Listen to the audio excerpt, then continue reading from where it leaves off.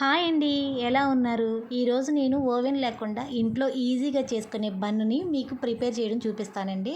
ముందుగా ఈస్ట్‌ని కొంచెం వాటర్ పోసుకొని నానబెట్టి ఉంచాలి. తర్వాత 2 కప్పుల మైదా తీసుకొని దాంట్లో ముందుగా నానబెట్టిన ఈస్ట్ వేసుకొని, ఒక స్పూను పంచదార, ఒక అర స్పూను ఉప్పు వేసుకొని బాగా కొంచెం కొంచెం వాటర్ వేసుకుంటూ బాగా కలుపుకోవాలి.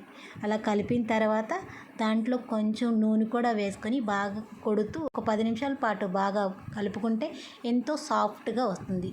దాన్ని అలా కొడుతూ గట్టిగా కలపాలి. అలా కలిపిన తర్వాత పైన కొంచెం ఆయిల్ అప్లై చేసుకొని దాన్ని మళ్ళీ ఇంకొకసారి బాగా చేతికి అంటుకోకుండా ఉండేటట్టుగా కలుపుకోవాలి. అలా కలిపిన తర్వాత దాని మీద కొంచెం ఆయిల్ అప్లై చేసుకొని తీసి పక్కన ఒక తడి క్లాత్ దాని మీద పెట్టి ఒక 2 గంటల పాటు పక్కన పెట్టుకోవాలి. అలా 2 గంటల పాటు తర్వాత చూస్తే ఇట్లాగా బాగా పొంగి ఉంటుందన్నమాట. ఈ పొంగిన తర్వాత మళ్ళీ దాన్ని తీసుకొని మళ్ళీ దగ్గరగా చేసుకొని మళ్ళీ దాంట్లో కొంచెం ఆయిల్ వేసుకుంటూ బాగా ఒక 10 నిమిషాల పాటు బాగా కలుపుకోవాలి. అలా కలుపుతున్నప్పుడు మనకి బాగా సాఫ్ట్‌గా అనిపించాలన్నమాట. మధ్యలో ఎయిర్ పంప్స్ పోకుండా మళ్ళీ కొంచెం కొంచెం ఆయిల్ వేసుకుంటూ బాగా సాఫ్ట్‌గా కలుపుకొని పక్కన పెట్టాలి.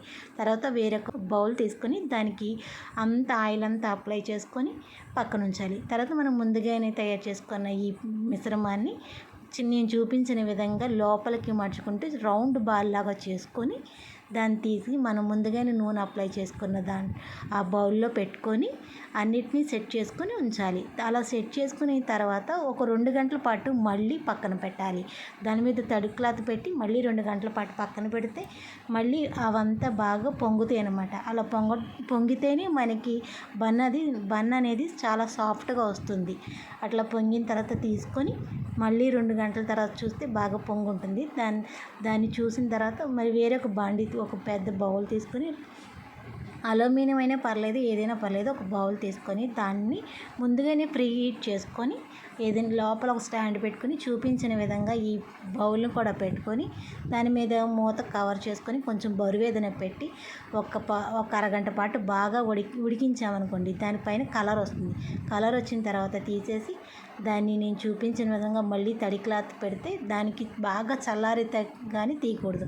చల్లారిన తర్వాత తీసుకొని దాన్ని డిమోల్డ్ చేసుకుంటే ఎంతో టేస్టీగా స్పాంజీగా ఉండే బన్ అయితే రెడీ అయిపోతుంది. మరి ఈ వీడియో మీకు నచ్చినట్లయితే లైక్ చేయండి, షేర్ చేయండి, సబ్స్క్రైబ్ చేసుకోవడం మాత్రం మర్చిపోకండి. ఇది ఓవెన్ లేకుండా తయారు చేసుకునే ఈ బన్నుని మీరు కూడా ఒకసారి తయారు చేసి ఎలా ఉందో కామెంట్ చేయండి.